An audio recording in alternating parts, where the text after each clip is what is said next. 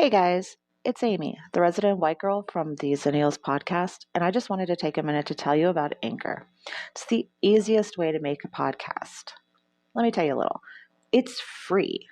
There's all the creation tools you need to edit and record right from your phone or computer. And Anchor will do the dirty work for you and distribute everything for you. It's everything you need to make podcast in one location. Download the free Anchor app or go to anchor.fm to get started. Because I had a whole conversation with the bitch up here about what's going on there. And I'm like, do not come at me for something I know my entire life about and you know nothing. And what's going on here? Man, you are now into the Xennials podcast. We are going to talk about one topic in particular. This show is completely, utterly dedicated to SNOVID 21. Hello, and how y'all doing? I'm Tora. We got Amy and Chris with us. We're just going to dive right in. Lately, we've been doing current events, and our current event has been SNOVID 21. SNOVID 21. Now, we are based mostly out of DFW. We are all have been or have lived in DFW for over a decade or so. This past week, we had about, I believe it was 10 days straight of below frozen temperatures, and it snowed. It snowed in Texas this year. I tell you, I feel sorry for y'all, and I mean, I do a little bit, but you know. Yeah, no, you don't. But at the same time, if hell froze over, my God, it kind of did. So our complete topics is going to be about SNOVID 21, the Texas snowstorm. We'll start off with a question that I'm pretty sure a lot of states are asking. Were we not prepared? And in a word, no, we weren't. I can't say on an individual level, but as a state, we were utterly unprepared. And it's not like we haven't had snow before. It's not like we haven't had ice before. I just think we haven't had it for as long and in this mass way. But as somebody who's spent the last 3 years where this is kind of a regular occurrence, to prepare for it is a way of life. And it's just not the Texas way of life. Which I get, and I understand. But it's not that we didn't know this was coming. But there is no way in the amount of time that you had that you could have prepared properly for what you had. I had a discussion with a young lady who has lived in the land of... we won't go there on this one. You've lived there in the land of there? Yeah, in the land of frozen solitude. Her entire life, and that's Wisconsin. So really and truly, being prepared for cold weather is really all she knows. And she's like, and I'm like, no. You need to understand, your homes are built to retain heat. Your homes are built to retain heat. That's the way homes are built here. To the point, homes don't come standard with AC units here. Like it's just not considered a standard of living that you have to have here. In Texas, that seems blasphemous, but go ahead. In Texas, our homes are built and insulated to retain the cool. So whereas to retain the heat, you double insulate and sometimes triple. To keep the cool, you do it singly. And that's just, we're not trying to trap the heat. We want the heat to go. We want to keep the cool air. And I was like, and for us, if a home doesn't have AC, you really ain't worried about, the local home improvement store running out of window units. I think once in a blue moon, everybody might be out. It's because everybody decided they were going to replace their window unit at the same time. I went, so that's the difference. We prepare for the heat. We prepare for the heat in Texas. Here, they prepare for the cold. And I was like, the difference is in Texas, we might get if we're lucky, 2 months of cold weather. And in Wisconsin, they get, 2 months if they're lucky, of hot weather. There's no way that you guys, from the time the weather forecast came out, that you guys would have had enough time to prepare homes and businesses for what you were about to get hit with. There's no way. Which I can understand to an extent. And the reason I say that is because the week before all of this popped off was the icy week with the 133 car pileup. I don't understand why that wasn't a precursor to what is to come. Could we have gotten everything?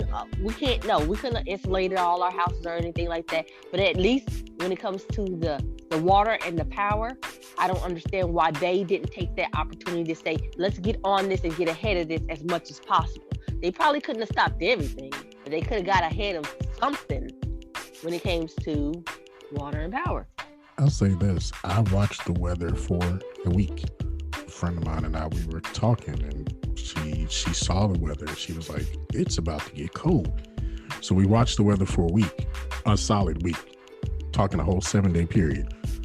You had 7 days to at least get some preparedness, especially at least road-wise. I mean, even though we don't use, salt down here or whatever, but at least something on the road, multiple sand trucks or something possibly could have avoided the entire 100-car pileup. I mean, outside of the fact that people just needed to have slowed down, and they didn't. Sand doesn't really work. Well, okay? I mean, if you think about it, trust me, no. I get bads. Sand doesn't really work because, in essence, sand is essentially glass. It's fine particles of glass. If you consider the fact that glass is made from sand, it's essentially all it is. And then, like anything else, if you get it wet, it becomes slipperier. We've all walked on a beach, and you get in certain areas walking on the sand, and you're like, whoa, you start slipping. You have full footing. So and then Texas did what a lot of the Midwest and northern states are doing now.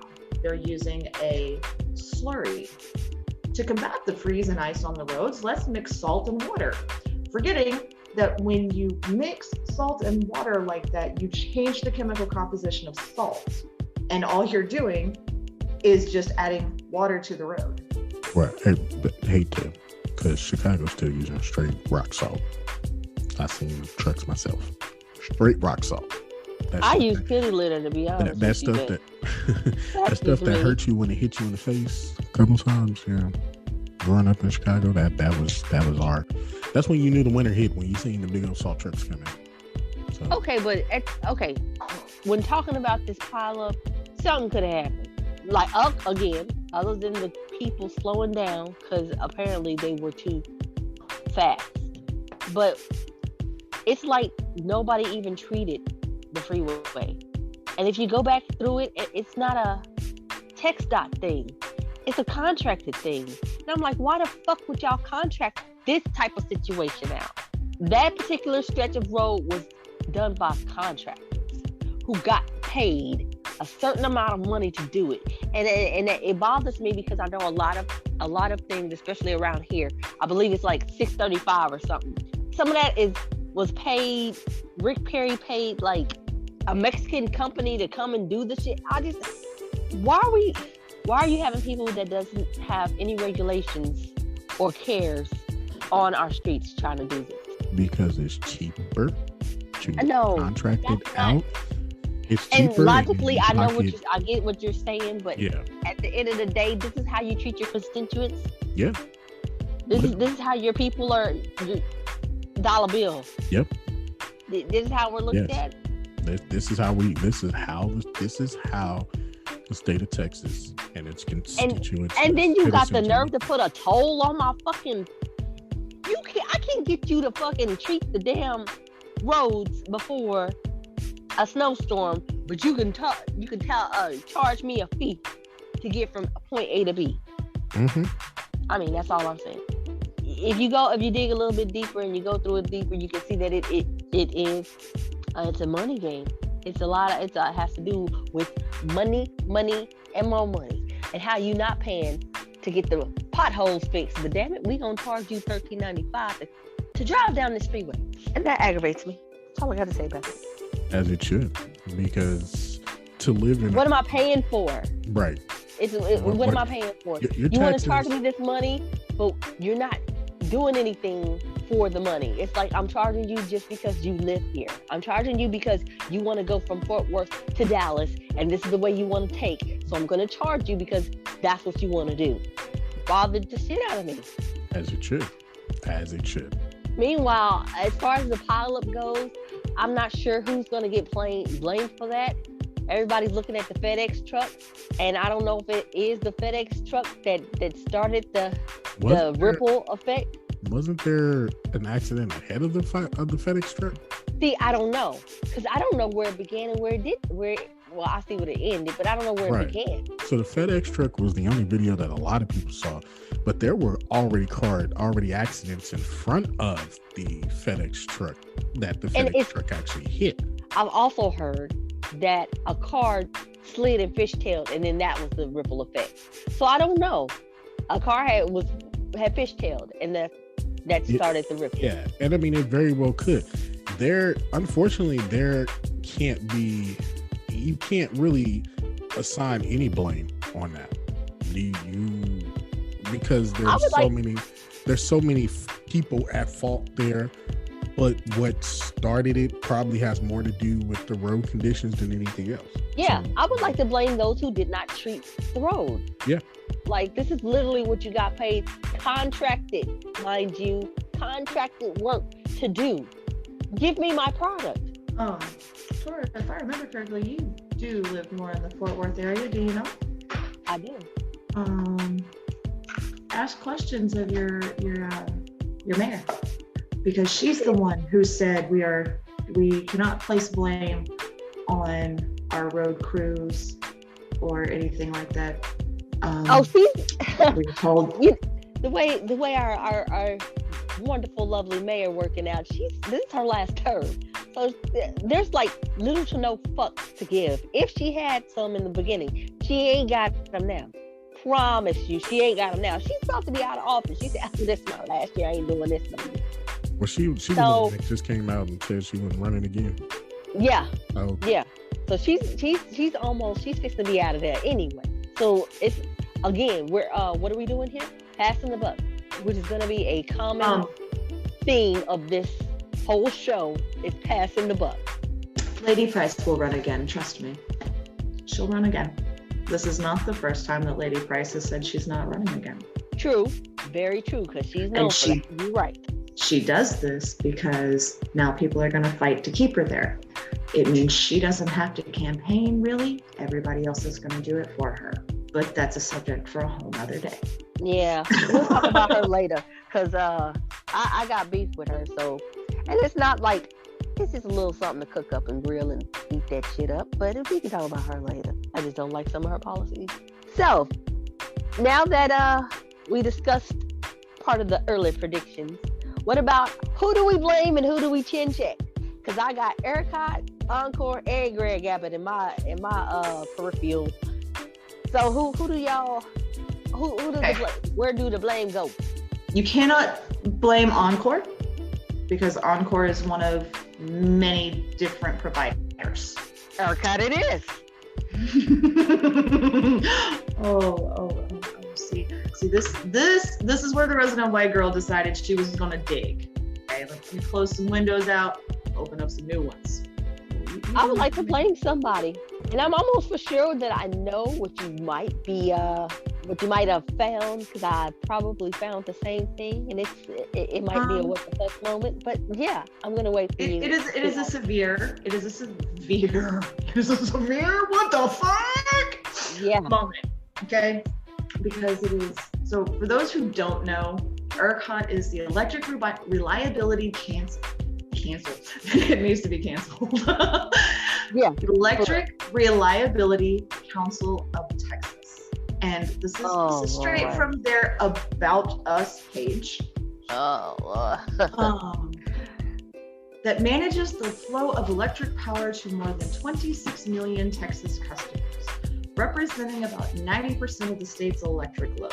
Which means essentially what they do is they determine that this company gets this much power, and this company gets this much power, and this company gets this much power. Now, the nasty, dirty little secret is we have an Electric Reliability Council of Texas, who on the board of directors, their chairwoman resides in Michigan. Texas. That thing. Texas. Michigan, Texas. Here's the question: why do we have a council of Texas? Maybe we need to go over that a little bit. Why is there a council of Texas when I've never heard of a council of Florida before? Okay, so that one you have to dig a little deeper, and you got to know a little bit more about some Texas history and the Texas way of thinking. Yeah. Texas has its own power grid.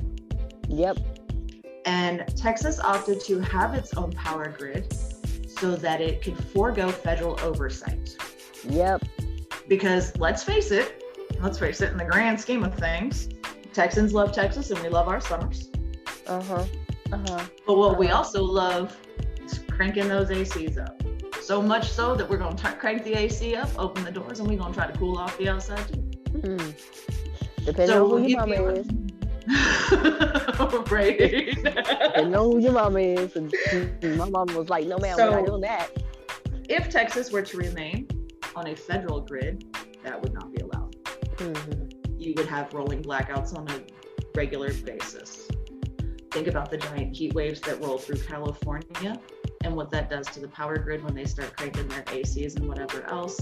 They will go through rolling blackouts. Now, I would like to go on record and say this. This is where the spiritual one kicks in. Okay, I have been extremely blessed. I did not lose water. I did not lose power. I mean, I did have to boil my water for a hot second there, but it was like a day and I was okay. I didn't lose power. I didn't lose my heat or any of the things that a lot of other people lost around here. I did not experience any blackout. However, in summertime, ERCOT, we have my neighborhood blacks out about 3 times a month, starting from around May until probably the beginning of September. I'm not even kidding. Since I've moved in this neighborhood, and I've been here for almost 9 years, we have blackouts. I stay across the street from a apartment complex and down the street from an elementary school. We have blackouts in the summer.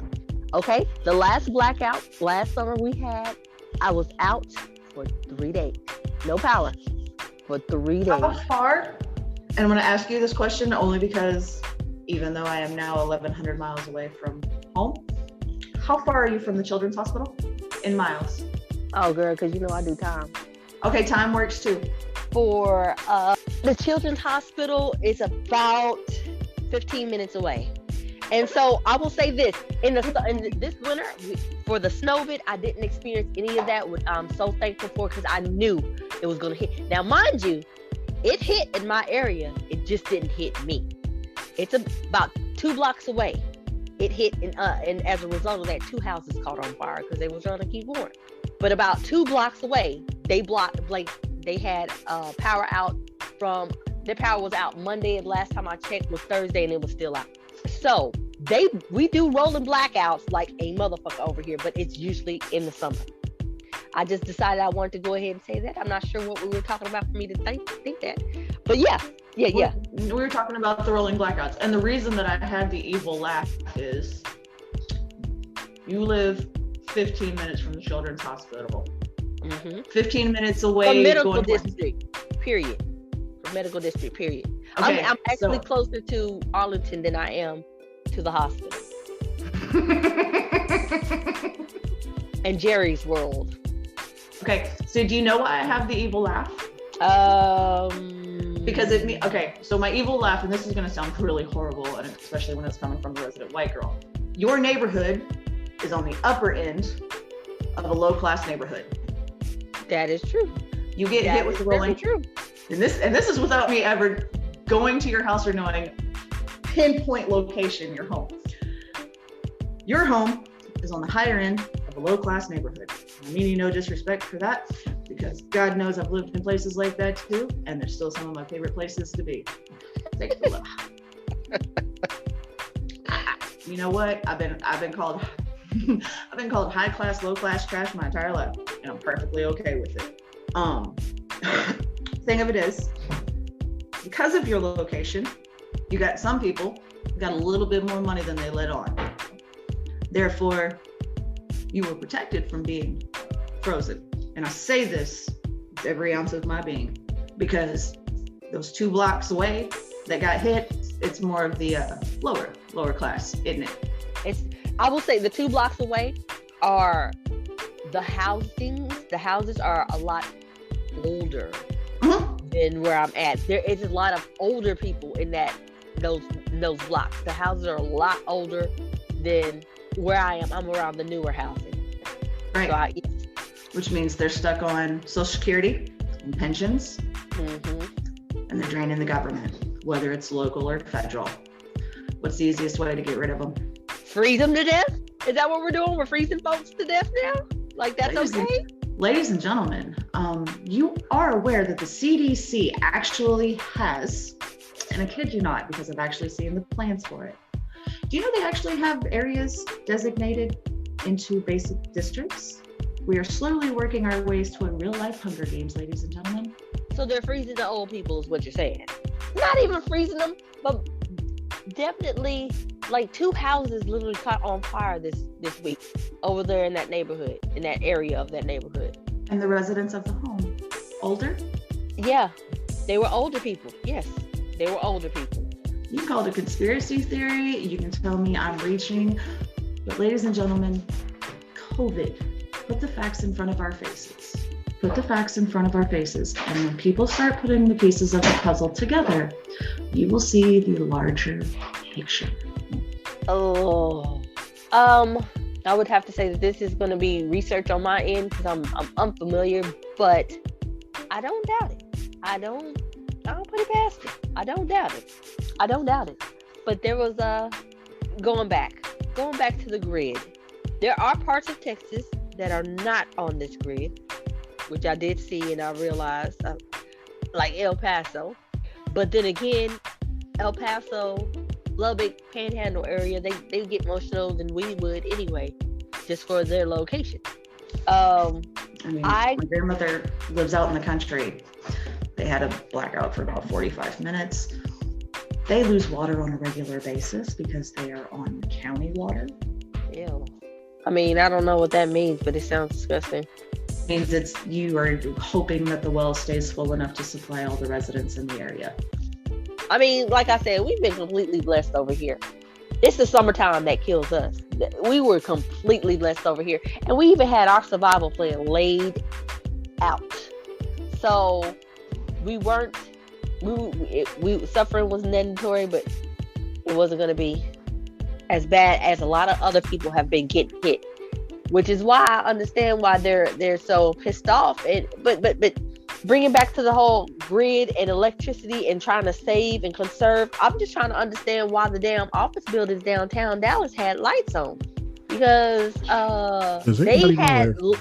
If Jerry's World had lights on, so I didn't go anywhere. I don't know. I was extremely blessed to, like you, not lose power or water. But I wondered if Jerry's World had power. I don't know. Because I don't recall anybody saying anything about it. Yeah, but Jerry's World runs power 24/7. And exactly. If I'm not mistaken, I've watched enough NFL films in my lifetime, and I think they said that stadium has a generator that can light up a whole city. So, yeah. And I'm not surprised, and it's probably true. But I don't know. I didn't hear anything about it. I did hear about the skyline, the Dallas skyline. Meanwhile, half the people on my news station, the reporters on my news station is in the dark, and they went out to the skyline and was like, the fuck? Explain this to me. Like, listen, if y'all are around DFW, Steve Noviello, he's one of my favorite journalists, takes no bullshit. He went out and posted up in front of it was like, I ain't got power, but motherfucker, these people do. I'm trying to get an understanding how. And that was my question. What were you rolling the blackouts at? And someone defined rolling blackouts, because I thought rolling meant, hey, it's going to go out for a little while, maybe an hour or so, and then come back up. I didn't think rolling was like we rolling through the whole week and then we're not going to have any power. So I would like the definition of what rolling blackouts is. See, they forgot to mention they were rolling uphill. Oh, is that what it is? They were rolling uphill. Is that what that was? Because they rolled right up to the skyline and totally half the neighborhoods was like, we ain't seen power. Who is that? We ain't seen her in like 2 months. We ain't seen her in days. Who is power? So I was just like, okay. Well, see, now we're going to have people sitting here going, okay, so why does Texas have its own power grid in the first place? Because we Texas and we believe we're our own self country, and we're a country within a country. We're a country within a country, and damn it, I promise that we are not going to share no power with nobody. You got us fucked up. Well, and it's because Texas has always been prepared to pull away. Texas has always been been to secede from the Union, and that's fine. I mean, I'm Texas through and through, and I can't wait, because I can't wait to have my Texas issued passport and know that I'm the only person in my family who can travel freely. Not the Texas issued passport. Yeah, I can't wait to get mine, because my birth certificate says, born Dallas, Texas. I'm golden. But no, I mean, and that's part of what it is if we are stuck on a federal grid, then there's no way that Texas could ever secede from the nation, as they've threatened to do every time that Texas is like, no, we don't like this. We don't. But the problem is that the people who were in charge of delegating power, the vast majority, 5 of them, do not live within the great state. And the one that does hop the motherfucking plane to Cancun and decides that he gonna take a vacation. He needs to go get some air. He gotta take a vacation. Let me go to the warm parts. Let me go. I had to drop off my kids. Wait. He dropped off his kid, but hasn't made it back yet? No. He came back, but that was his thing. That's what he said. He had to drop off his kids. First of all, he said a whole nother something before he said this. I went there because my daughters came to me and was like, oh, well, since we're out of school, we might as well can we go to Cancun? And me being a good dad, I decided I was going to. First of all, what 12-year-old, 8-year-old, 10-year-old, however old his kids is, asked for a vacation in Cancun specifically? I've never heard of that. I've never heard of that. I ain't saying it don't happen. I'm just saying that none of my kids have ever asked to go to Cancun, Disney World, Six Flags, Hurricane Harbor, SeaWorld. That's what I get. I've never had a child come to me. Not even my 18-year-old has come to me and be like, yo, Cancun, what's poppin'? No, I've never had that. So I'm just saying, what kids say, hey, since we're out of school, can we go to Cancun? And then like a motherfucker, you say yes. And then you say yes. That's like, to me, and this is coming from neighborhood, old school. What parent says yes to Cancun? And it's not even that I don't have the money to say yes. It's about the fact that if I'm a representative of this state and we going through it, listen, this is a perfect learning opportunity for you to understand our constituents. This is who we work for. We in hindsight, we work for these people. We gonna go through it together. We gonna push through with everybody. And for you to say, let's just go to Cancun. Let's go to Cancun. I had to drop my kids off. Wait a minute. You got a wife. What you need to drop your kids off for? They got somebody. My daughter been riding planes by herself since she was 9. What you need to drop your kids off for? See, I was thinking the same thing too. I'm like, this would be a good time to teach your daughter's civics lessons or teach your kids some civics. This was a perfect time on how to be, kind to others and how to help others and how to be something that obviously you're not. But he failed, and he failed miserably, and he got caught. And then let me tell you something that I found out yesterday that pissed me off. He said, oh, we don't have power. We didn't have power in our house and it was cold in our house, but you left a fucking dog in the house. You monster. You left your poodle at the house. You left your poodle to freeze. Oh, hell Hold on, no. was You don't standing at the even door, need looking that, outside the door, Just like, look- hello, just- how you Just doing? looking sad. Just looking sad. sad. Just a sad looking poodle. Sad looking dog. You know what? You But know the what? devil's okay. The devil's advocate in me says, in all honesty, though, if you'd have had the funds and the ability, would you have left you to go someplace warmer? I would have left to a hotel. I would have bought a generator, but I'm not leaving my house.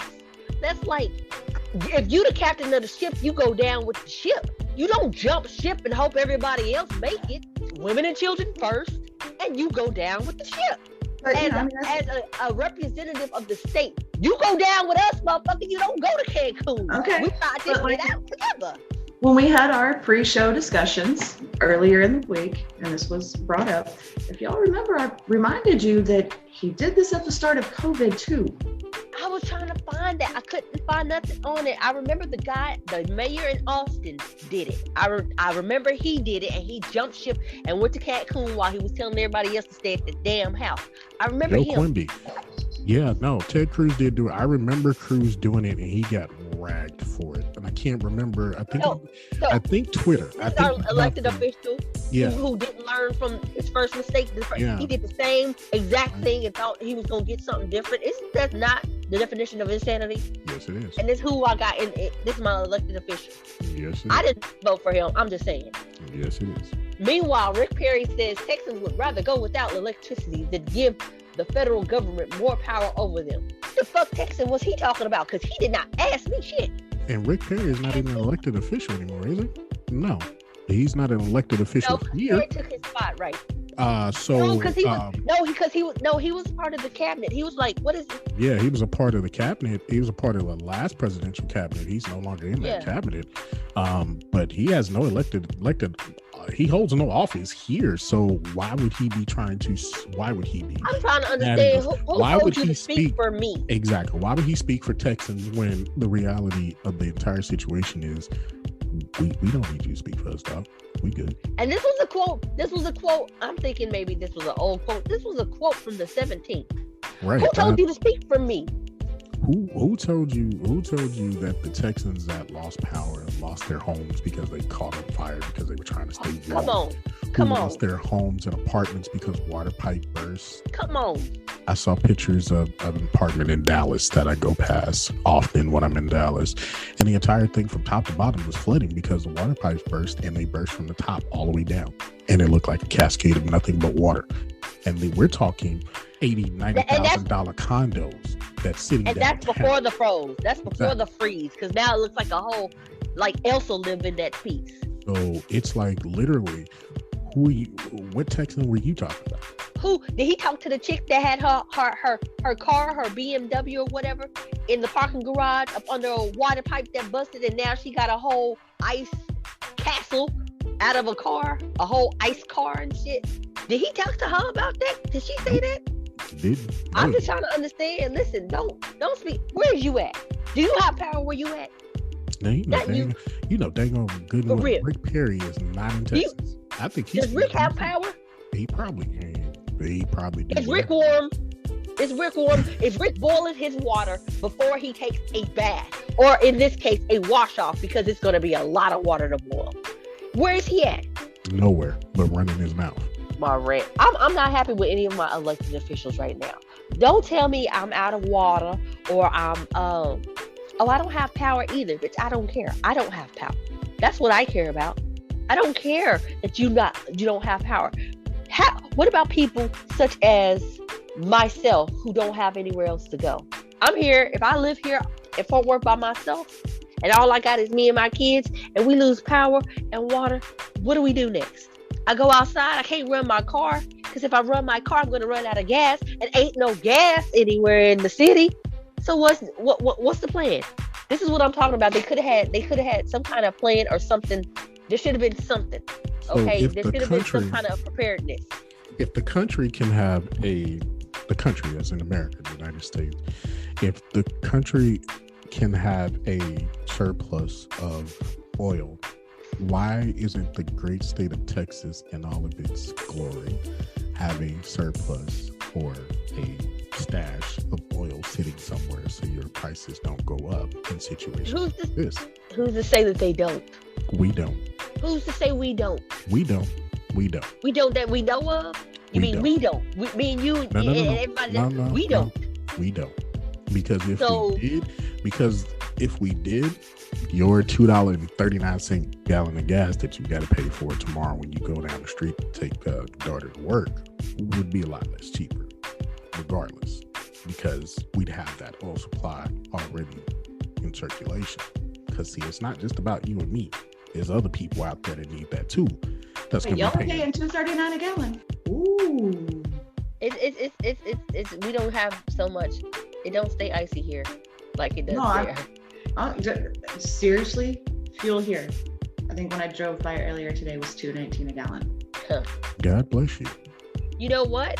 That makes Chris's question even more relevant now because we're an oil state, and the fact that the middle America, who is not an oil state, has more gas than the oil state. It's a question. It's a question. Now it's definitely a legit question. Okay, so that one boils down to, as someone who's lived a little bit of everywhere, not only is Texas an oil state, we are also a beef state, correct? Yum.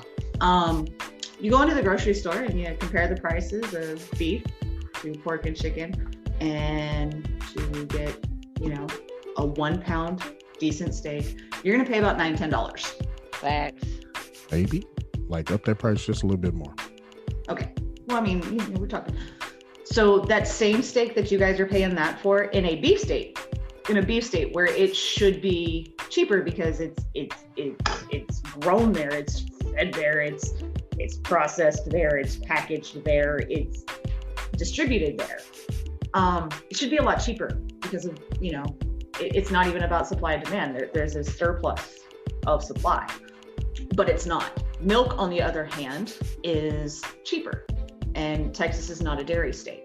When I lived in Vermont, milk was, oh my God, through the roof. Like, it was hilarious to walk into a grocery store and see the price of milk, $3 a gallon. Not at your local convenience store, but in the fucking grocery store. Meanwhile, I can go get that same 1 pound steak we were just talking about for like $5 because, oh wait, the supply of milk is higher. So, and we're bringing in, the beef. Like, you cannot use dairy cattle the same way you can beef cattle. They're very different, and it sounds stupid. There's a very big difference between dairy cattle and beef cattle. And ain't cattle, y'all. It's really not, because it depends on what you feed them. There's a very different diet for beef cattle than there is for dairy cattle. If they're the fuzzy cows, oh, I love them. Continue what you were talking about. I just love fuzzy cows. But I mean, it all boils down to Texas did what Texas does best. Texas said, hey, we can do this. What they failed to tell you is that the vast majority of the power, there was no need for it. They want to sit here and blame it on the wind turbines and the solar panels and all of these things. Well, first off, the solar panels are designed to allow for snow and ice. The ice will build up. However, it will not affect its ability to absorb solar energy. But they are designed to allow the snow to slide off. That's why they are put at an incline and not flat. The wind turbines, okay, anybody who thought that was an intelligent thought process, because the irony to a wind turbine to create wind energy is hilarious, because you actually need an electric motor inside to maintain the turbine in and of itself. And as I pointed out to one of the groups I followed, this is the biggest laughingstock ever. There is no way that Texans were trying to remotely generate enough heat that it would overload the grid. Sorry, not buying it. It's not possible. Not for a bunch of people who, when it's 115 in the shade, crank their ACs down to 58, plus their window units. Do not feed me that line of crap. There is more power surging through the state and that power grid from May 1st to the week before Halloween than there is any other time. And primarily because, oh wait, from the 1st of September till the end of October, mid-November, There is not a city in the state who doesn't have their football field lit up with every light that the city's got to offer for Friday night lights, Friday high school football. Sorry, you're not telling me that. And the vast majority of Texans wanted to believe the narrative that everybody running their heat was going to overload the grid. No. And I'm with you on that one. Being that I live here, I've been in Texas pretty much my whole life, and we know what the summers is like. We know. Listen, how many people will turn on a fan right now in Texas and sleep? So I can't believe that people were just trying to warm up so bad. Like, this was good weather for a lot of people. For a lot of people, you know what I'm saying? This was not bad weather. As far as long as I'm in the house, I'm all right. So no, I'm riding with you on that one. I don't believe that. Oh my gosh, there was so many people trying to be warm. Where? The homeless shelters, maybe. Where? Other than the homeless shelters, and that's a legit ass reason. I'm with you on it. I follow you because again, we live here. You know what? And I think that's like people in the South. You can't tell me because of heat. Somebody is lying. So now, okay, of course, we ran out the power, the quote rolling blackouts as they. Oh no, they're not. Okay, I'm gonna say this. When it comes to the blackouts, I don't think that they gave people enough warning. And how you got the nerve to turn somebody's lights out at 1:00 in the morning? Bitch, I'm still up. What is you talking about? Like nobody was gonna notice that the lights went out at 1 in the morning or 2 in the morning. We're still up.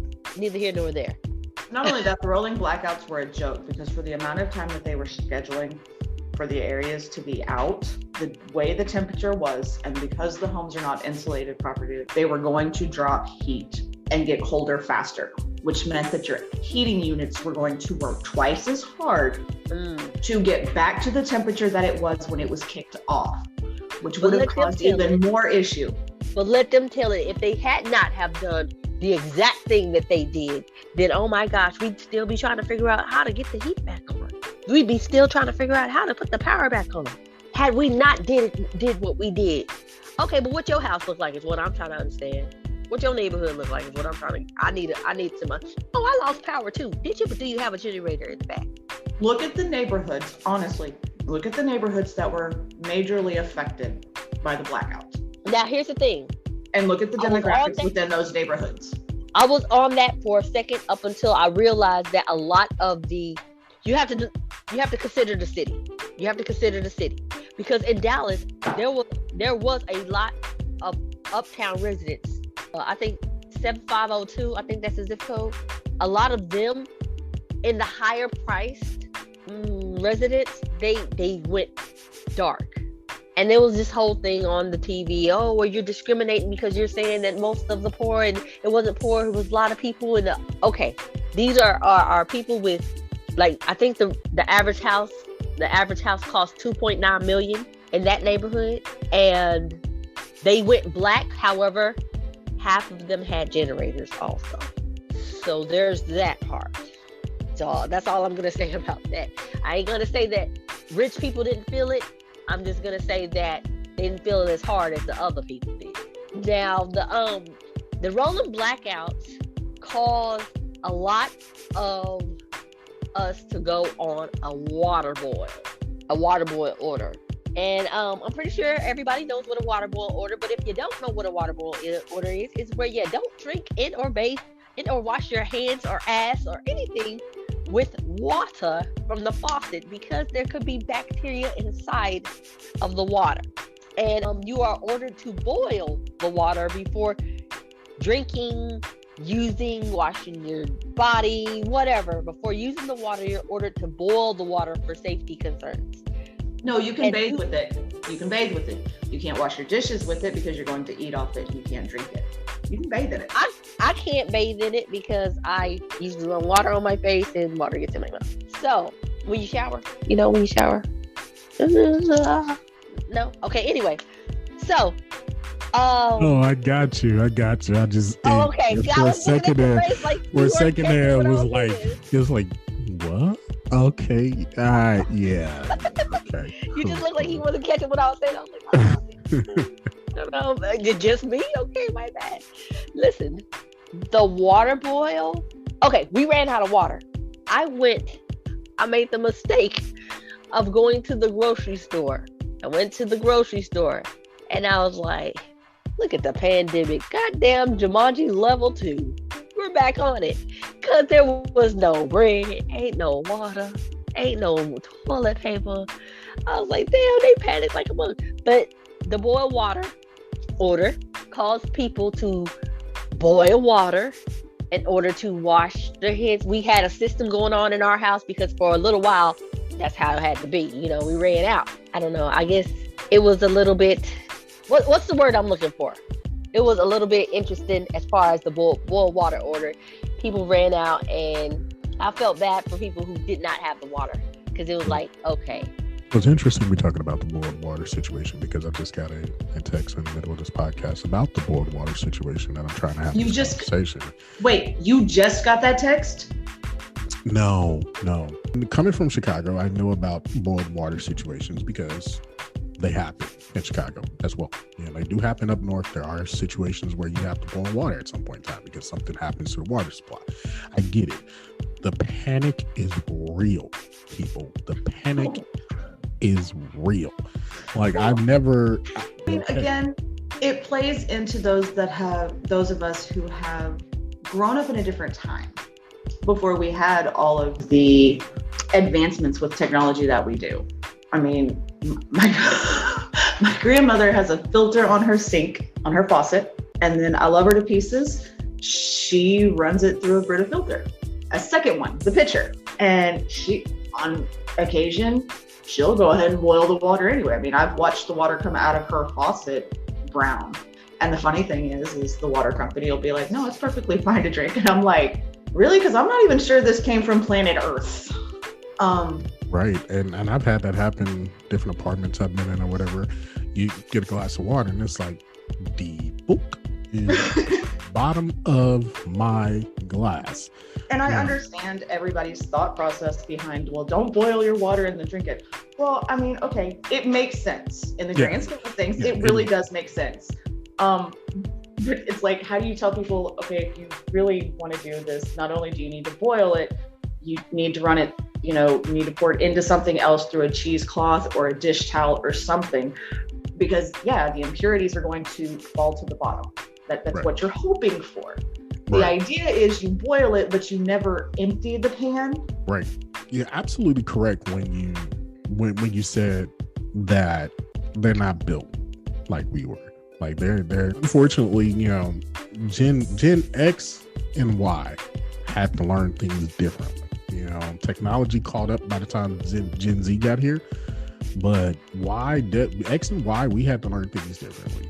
Like we had to learn how to strain our water. We had to learn these different things. And I feel bad because goodness gracious, there are people that they don't know it, they didn't learn it, and man, if the Hunger Games started tomorrow, they'd be lost. So what else is called the aftermath? Our school systems, if they weren't shit before, they're shit now. I thought we was talking Dr. Dre, I'm sorry.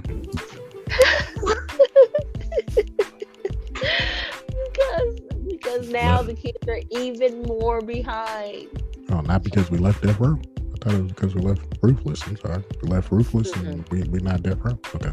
No, we're not Death Row or Ruthless. I mean, I'm sorry, we left Death Row and then we in the aftermath. But okay, anyway, continue. No, not that aftermath. Continue. All right. The aftermath of SNOVID 21. Listen, I am so, I'll be honest, so my kid's school was one of the schools that actually had pipes that burst. So the school was essentially damaged. So they're out of school. So they're out of school Monday, Tuesday, and maybe Wednesday this week. So I'm not even sure if they're going to school this week. Again, like you said, I think it just pushed this further and further. And it's like, man, they're already children out here struggling. This is not good. It's not You, good. I will say this, and it is as ugly as it may sound. This may be the dumbest generation, like book wise. This is absolutely. I want to say you're absolutely I hate to say it, but you're right. You're right. They get most of their information and knowledge from TikTok and YouTube and all the other TikTok and YouTube. Let's just say TikTok and YouTube, because that's where I get a lot of conversations that happen. And, oh, I learned it on TikTok or I saw it on YouTube, and I'm like, the shooter was not in front of the car, sir. The shooter was on the 6th floor of the school book depository and let it go. Okay. But, we can argue that one a different day. Yeah, I know. Like, and I'm like, just can you read a book? Can you watch a movie? Like, can you do something to get more knowledge than what you see on TikTok? It's not just that. Based off of COVID-19, and then for Texas, these kids have been taught when the going gets tough, run and hide. Or find Wikipedia. Run and hide. Don't face it. Don't try to overcome it. Submit to it and hide. There isn't too many places you can hide. Like, where are you gonna hide it? Because everything is open and in plain sight now. So where are you gonna hide? But if you recall, when we went to school, we had tornado drills during effing tornadoes, where we were told, go in the hall and cover your head, not hide under your desk. Yeah, we did. These kids are taught, it's okay, we'll just send you home. I know that my kids, we're in Fort Worth, we're in different cities, me and Chris are in different cities, and our kids are not going to school Monday and Tuesday either. Yeah. And I'm like, damn, that's gonna put y'all going way behind. I mean, y'all are already ass behind. Now y'all are ass behind. They getting cheated out of their Phineas and Ferb 105 days of summer vacation. Facts. Because they was like, yay! And I was like, y'all do know y'all don't. Y'all summer is going to be shorter because of this shit, right? They got to make that shit up some kind of way. Your last day of school was supposed to be June 5th. Now you looking at July 1st. Right? And you go back to school in August, so. Sorry, yeah. No summer for you guys. That's like 4 weeks of summer and you can be right back at it.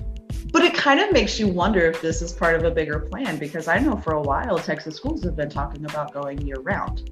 Do we really want them to go year round though? Come on, are they really learning anything enough to go year round? Because if my kid spends more time learning stuff on TikTok enough to tell me that the shooter was in the front seat, what are you learning in school? Look, not even trying to be funny, that's a discussion for another day. Oh, yeah. TikTok do be teaching them something though.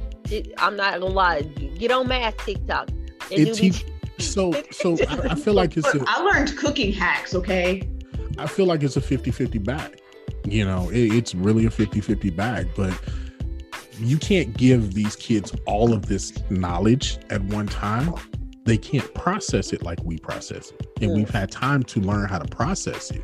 Well, they're getting this knowledge now where they're at that impressionable stage where if you tell them the incorrect thing or the thing or something that's not right, that doesn't fit their narrative. The shooter was in the front seat type thing going, then now you're leading them down a whole different direction that you're not going to be able to get them back from. And then we're going to have a whole generation of kids that just, we are going to look at like, okay, y'all dumping in a box of bricks. We've already got half a generation like that. We refer to them as snowflakes currently. Yeah, we do. What TikTok is talking about the shooter in the front seat? Because everybody who didn't watch Umbrella Academy know the shooter was on the grass, No, he wasn't. Again, this is a whole nother show, ladies. This is another show. But if you've seen Umbrella Academy, right, then you know what I'm talking about. I've seen the Umbrella Academy. And you know Five and Five's people was up. Okay, anyway. Yeah, we see that. Listen, that's probably going to be one of our wait videos. Umbrella Academy. Wait. Yeah. Look, we want to throw television shows out there, and we're talking about we're talking about SNOVID 21. Let's go ahead and hit it. I still stand by the fact that Matt Groening is a time traveler, because this was a Simpsons episode 30 years ago. Was it not? Man, look here. You know what? Ain't nobody gonna convince me that Matt and at least 3 people on the writing staff are not time travelers. No one has come up with proof that they are not. So until someone brings me proof that they aren't, nobody can tell me. I stand by Simpsons like 110%. Sorry, guys. Simpsons is on it. Simpsons Very is much. real. Why do you think they've been lasting this long? The Simpsons about as old as we are. How do you think that happened? But no, So- I mean, so on technicality, did Texas have 30 years to prepare for this? Absolutely. On technicality, they did. I hate to say it, but yeah, they did. Yeah, they did.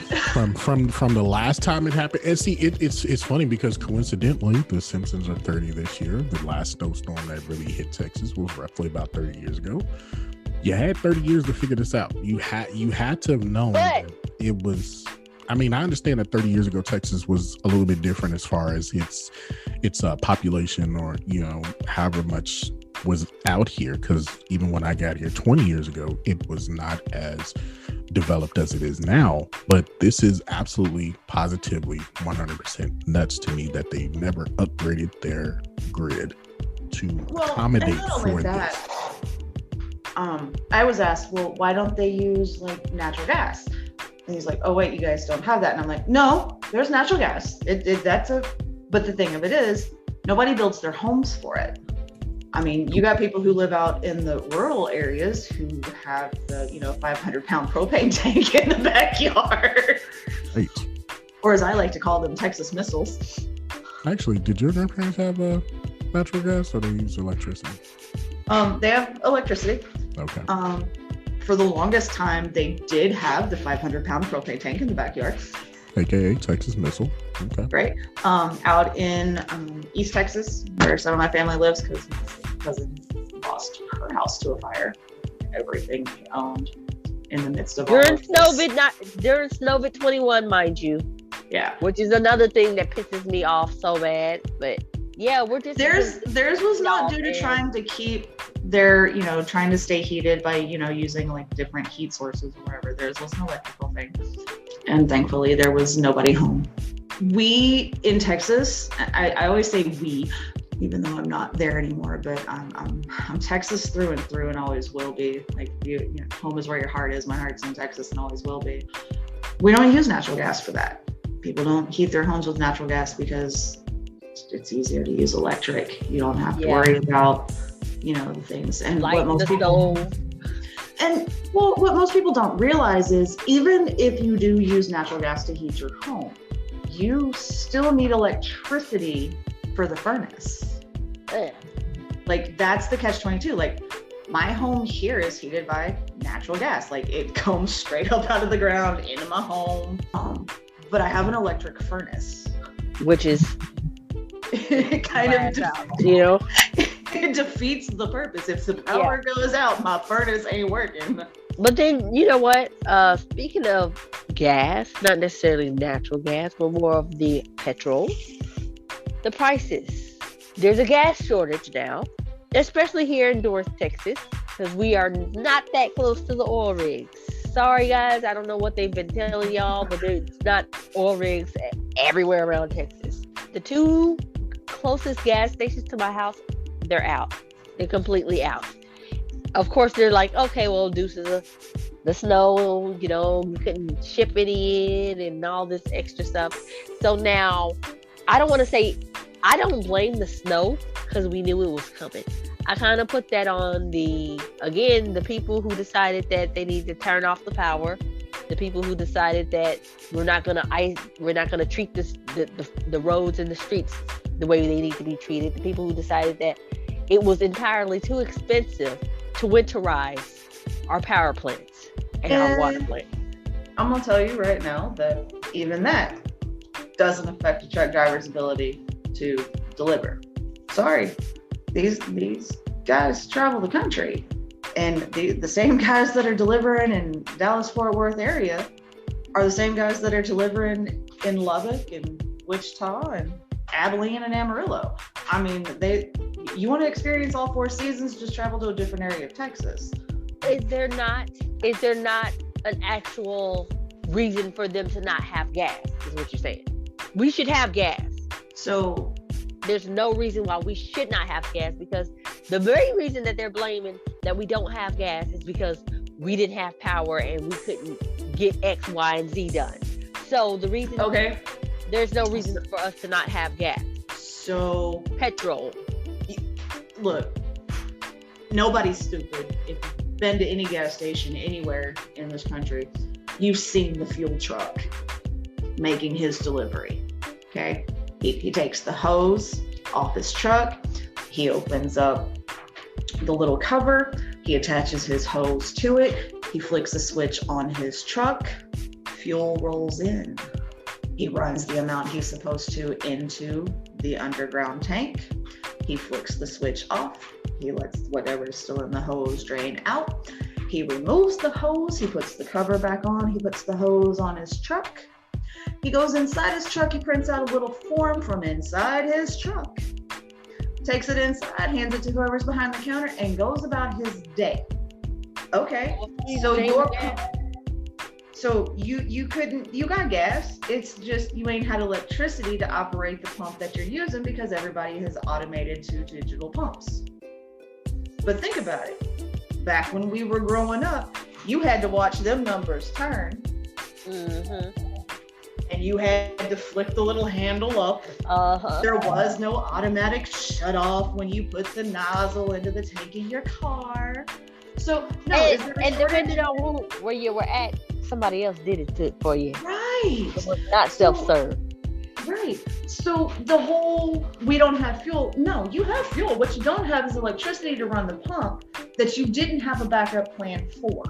It's because when everybody was talking about we don't have gas, like when the pandemic first began, no, it wasn't that nobody had gas. It was plenty of places had it, but because nobody was traveling, no company wanted to take responsibility for old fuel going in, because it's not designed to sit for long periods of time.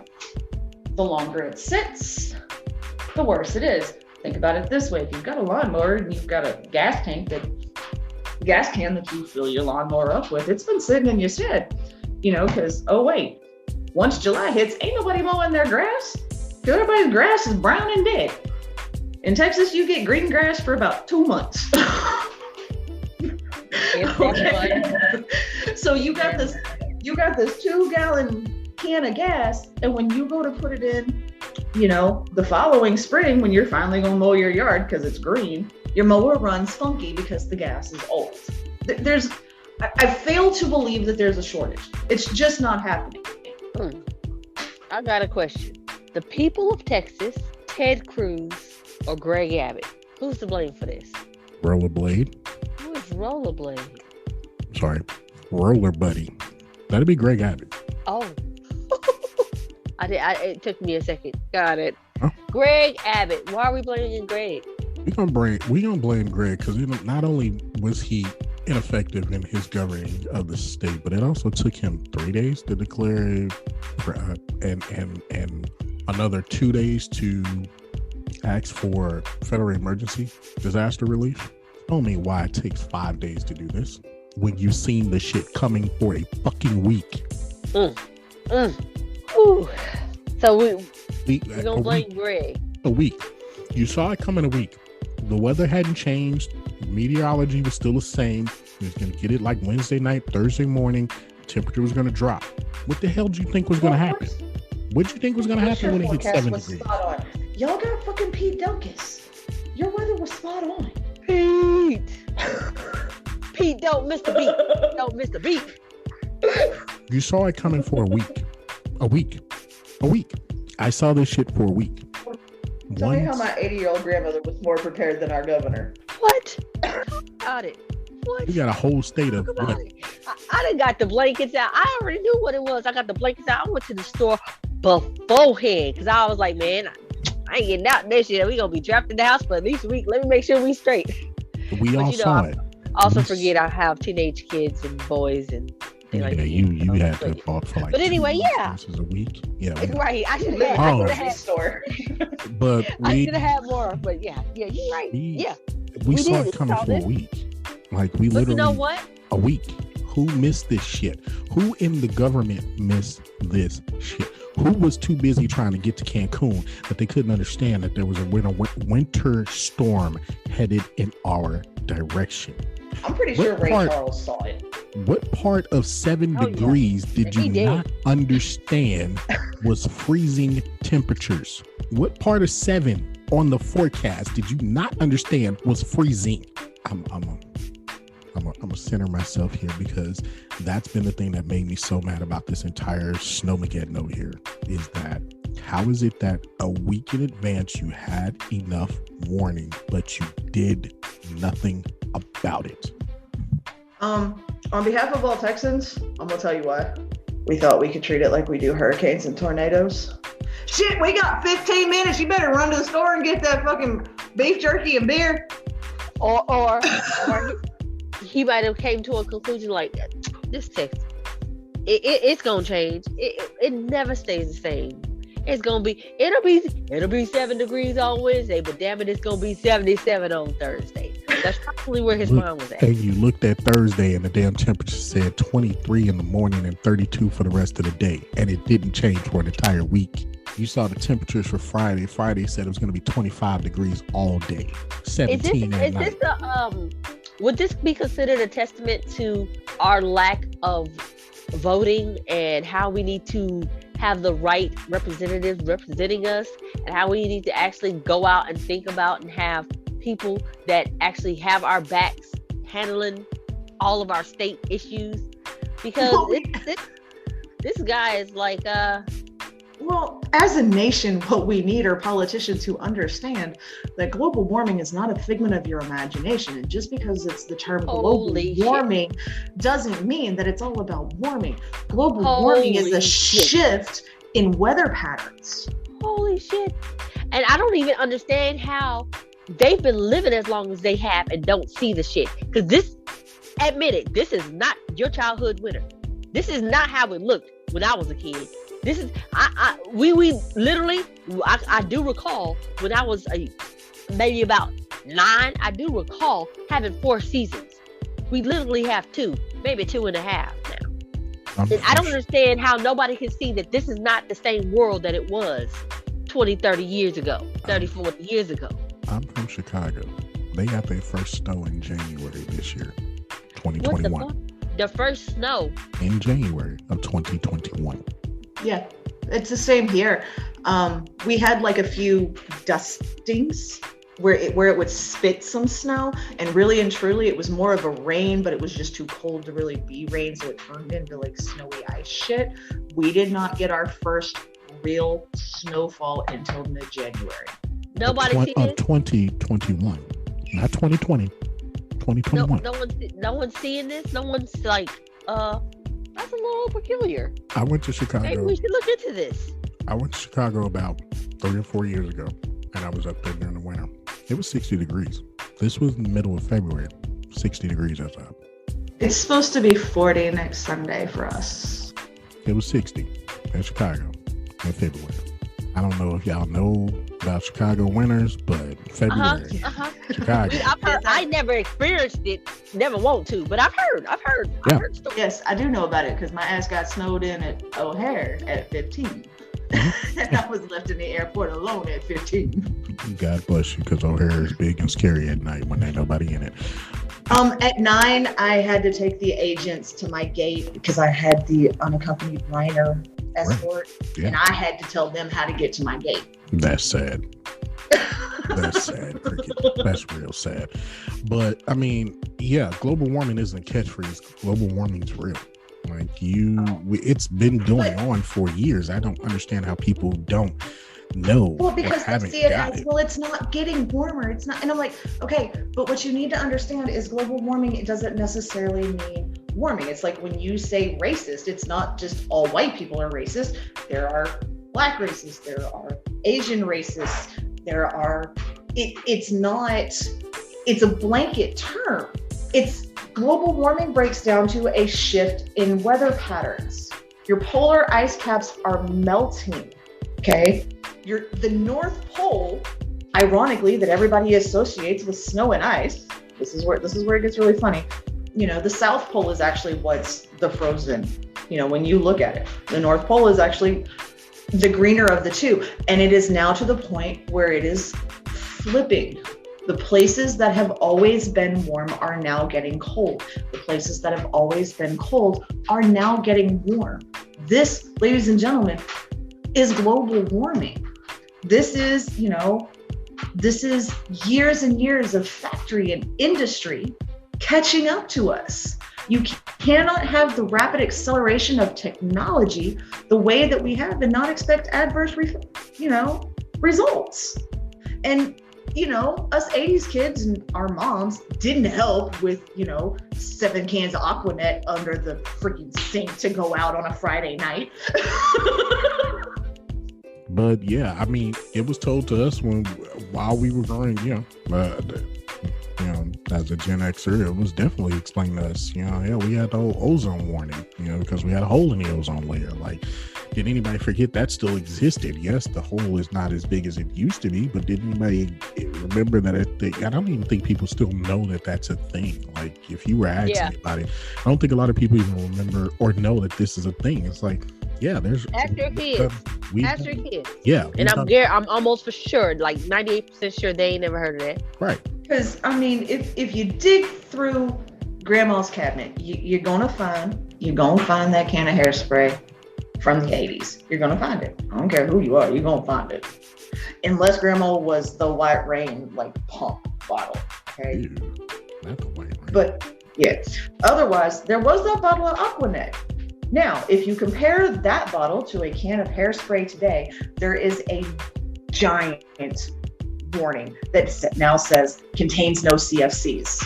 The things that weren't on the labels of everything we were spraying in the oven and clean out the fridge. Right. Clean the tires on our cars. No doubt. And I mean, it's almost like they totally forgot that it existed. And these problems aren't new. These problems have been sitting there. These problems aren't new at all. I mean, it's been coming. These problems aren't new. Like, that's just the way it is. And I mean, Texas, unfortunately, I lay the unpreparedness, I lay the failure of leadership at the feet of Greg Abbott, and I do believe that we as a state definitely should come together and let our elected officials know how disappointed we are in them by way of our votes. If that's the only way that we can be the voice and change that we want to be, then we need to actually do that. We don't need lip service. We need to actually do that. We also need candidates out there that are going to run on the premise of actually making the change and then going out and doing that, not just talking about it, but to do it. Because you can talk the talk all day long, but you got to walk the walk at some point in time. Or you should be just like your predecessors, vote you right out of office. I understand that government is a boys club or whatever. Yeah. I get it, but we've been for so long told the same thing that no one changes anything. As much as we talk about it, no one changes anything. And I feel like that's our biggest problem right now, is that we've been told for so long, oh, it's Washington, it's what happens, or it's Austin, it's what happened. The reality of the situation is, if you put somebody out there to run, and you put another person out there to run, and then you put another person out there to run, eventually you'll change the system. But you got to work hard at it. You got to hustle at it. You got to do more than just talk about changing the system. And you have to change the system. But on top of that, though, is you have all these people that are going to talk the talk. And, they swear by the fact that not only are they going to talk the talk, they're going to walk the walk. And then they realize that government is a money club. Well, I can make money. I know I told my people I would do this, but these people over here said they would give me this if I'll do that. It has a lot to do with, like you said, it's a money game, and people, they're talking and not necessarily walking. But at the same time, embedded in the nation is an unwillingness to change. As a nation, not necessarily just Texas, but as a nation, there is an unwillingness to change and an unwillingness to adapt to times. Yes. Amen. There's not, for whatever reason, it is somewhat taboo to talk about climate change. And it's like, y'all live in the same state I live in. I know you see it's fucking freezing right now. Or depending on season is, it's hot than a mug right now. I don't understand why you don't understand that this is a real thing that is happening. So, complacency. Yeah, complacency and the money. And if you don't change that, complacency, if you don't take that money, I mean, listen, yes, money's hard to turn down. We all get that. That's where we've all seen different movies where, you give people the right amount of money, they'll do anything for you. Right. I can't, like, people. How many times scrolling through your Facebook feed or whatever, would you slap your sibling for $10 million? Yeah, crap like that. Yeah. I mean, and personally for me, you don't have to pay me to do it. I spent my entire life doing it. Like, I would like to be paid. I get it. I get it that big business have figured the game out. And yeah, that's gravy and all. But at some point in time that there has to be a person or someone or an entity or group of individuals that are like, we are here for the change. We're here to change the system, because obviously for hundreds of years it has not worked. And I'll be honest, I was born in 1978. Since the 80s, this crap has not worked. We're going to start all the way back with Reaganomics. This crap has not worked. Has not worked. Okay. Has not worked for everyone. Right. Has not worked for everyone. And that's the problem. Explain to me how the current minimum wage has been sitting at the same amount for 30 years. But the cost of living has not changed. Not in there once. But the price of milk has gone up consistently almost every single year. However, there's still people out here making $7.25. Because there are people who feel like if you up the pay, then oh my gosh, the cost of living is going to go up. My rent is going to go up. I'm like, listen, do you understand the pay has stayed stagnant in the same spot for over a decade? And where I used to have to pay $400, I have to pay $1,400. I don't understand how it's not connecting. Like, how do you up my rent and don't up my pay and then expect me to pay that? Or is that the whole dip situation we was talking about earlier? Well, and it's funny too that Chris went and threw Reagan's name out there, because everybody threw a fit with, how do you put a reality TV star in the presidential seat? Put a whole movie star in the presidential seat. Exactly. Put a whole actor in the governor's seat of LA. To me, that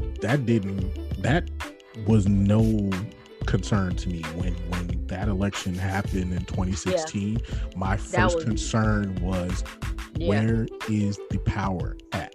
Who's running the show? Because we knew it wasn't him. That was not my concern either, for the fact that we've had, my thing is that although it is a different breed, it's still a bird. So we didn't learn from the first time we had somebody out of Hollywood in the office. We gonna go another round. We gonna keep going. We gonna keep. It's the definition of insanity. We're gonna keep doing the same thing and expect something different. And I don't understand, how do you expect something different in any situation if you keep electing the same ass whack mayor? You keep electing the same ass whack ass governor, the same ass state representative. You keep electing these whack ass people, and you're expecting some different changes, and you mad about the potholes, and you still got the potholes, but you had the potholes when they was in the first term. So what is you crying for? So let me ask you this. I know this is a whole another episode in and of itself. What do you think of term limits in Congress and the House of Representatives? They ought to be. Exactly. I also believe it ought to be for the Supreme Court. Yep. Me too. I don't understand why I gotta look at you till you die. Why do you have to hold that office? When have you ever held a job and they say we're gonna keep you here till you die? I missed two. Unless you fall off a plane. I missed 2 days of work and I'm damn near fired. I get the why aren't you here? Because you told me I had the day off. I don't believe anybody in office should hold their position for that long of a time until you die. I don't think anybody in office should be getting free medical care or free dental care either. Why the fuck you need it for free? Why do you need it for free when you can clearly pay for it? I don't understand why anybody in DC doesn't have to pay for the doctor's visits. And especially considering the fact that my tax dollars, the money that you tax that come out of my paycheck, or the money that I use to go buy food and whatever, is taxed to a point where we can allow for you to get this free stuff. Listen, on a local level, I'm mad that I'm taxed to the point where we can afford a $1.5 billion stadium. Not one, but two of them. Wait. But the thing of it is, on a local level, but when you file your taxes there, you file federal, that's it. Yeah, that's it. I gotta file federal and state. I forgot. You're in the spot where you gotta do state now. I'm sorry. So not only do I get taxed when I go buy my groceries and, you know, the necessities I need along with the food, like the crap that I can't eat, you know, the shit that wipes my ass, keeps me clean, keeps my house clean, you're gonna tax that. Then you're gonna tax me just because I live here? When I registered my car here, the car I bought in another state and had all the taxes figured into my sale, do you know they taxed me for my car here when I registered it? I paid taxes on a car that I did not purchase here and had been driving for 3 years prior to living here. So where you're at is Commonwealth? Is that Commonwealth? Wait. Hold on. Before you do that, how did you get re-taxed on a car? I mean, I know there's a registration tax. There's that. You got a sticker too, don't you? You got a sticker.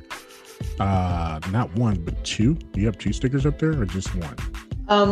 It's two stickers on either side of the plate. Right. So you got. But I only get one new sticker every year to register my car here. Okay. Cost me just under $300. Is that a Commonwealth state? Okay, because I know Virginia, the only other state Virginia, another state that I lived in at one point in time, is Commonwealth. They don't have taxes though. Like, you go to the store and they say $1.95, that's what it's ringing up. It's $1.95. You pay that. You don't pay the 8 cents on the dollar like we do here. But I believe I know they're a Commonwealth. It's just that I can't remember what's the difference between a Commonwealth and, other than you don't pay the taxes. They get it back some other kind of way. I just can't think. Anyway, neither here nor there. I fail to understand just how any, and this is I'll even go one further. You guys in Congress are fighting House of Representatives, Congress fighting over stimulus package. That money not yours. That money is ours.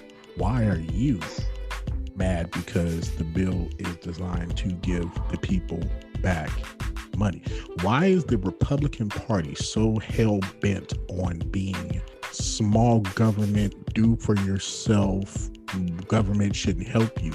If that's the case, then why is the Republican Party a party that's in charge of anything political if you don't want the government to do anything for anybody? Can somebody help me understand that? Not in this episode, please. We'll talk about it in the next one or offline. But I need someone to help me understand that, because if the Republican Party believes this way, which is how the state of Texas has been voting for close to 2 decades now, and why we're in so much trouble now, because the Republicans here don't feel as if, people need help, i.e. the mayor in, Colorado City, Texas, I think is what it is, had a whole post about... Yeah, talk about his ass. His ass. About people wanting to... about people having to pull themselves up by their own bootstraps, and you'll get through this. The government owes you nothing. The city owes you nothing. And the city doesn't have to help you with anything. You should be able to do it yourself. Tim Boyd. Sir, why are you bastard? office? Tim Boyd. How the fuck did you get there? How did you get there? See, this is one more reason, one more example of why your local elections are way more important than the presidential elections, because this is who you got in your city telling you to pull yourself up by this ain't our motherfucking problem, stop crying. Wait a minute, bitch, hold on, what's your address? Because if you got heat, then we up in there. That's our house now. You got power, you got water, that's our house now. Again, this is why you have got to know who you voting for, and vote at the very least. Sink or swim, it's your choice. How about I swim to your motherfucking house and see what you got going on? How about I do that? Let's do that. I'm gonna go ahead and sink. I'm gonna go ahead and sink because I'm gonna walk across the bottom to get where I gotta go. It ain't above me to crawl. I'm not gonna sink. I'm gonna swim to his house. I'm gonna post up. I think that was, first of all, that was insensitive. Listen, man, you know how many people have died because they was cold or their house burned down, and you just like, oh well, fuck it, 2 tears in the bucket, fuck it. Again, look at it this way. That's not how you do it. When the vaccines came out, who got it first? Greg Abbott, president, vice president. Definitely wasn't me. Your members of government got it first. It ain't me. It ain't gonna be me. I know that's right. They can have it. I'm good on that. I'm good on that. Listen, I was waiting after they shot up Greg. I was waiting to see if he was gonna get up. Because if he get up and walk, I want some of that too. But if he ain't gonna get up and walk, I don't want none of that. I was trying to see, was he gonna walk? Is you rolling out or you walking out, my guy? That's what I was trying to figure it out. He rolled out, so I was like, oh no, they ain't about that shit.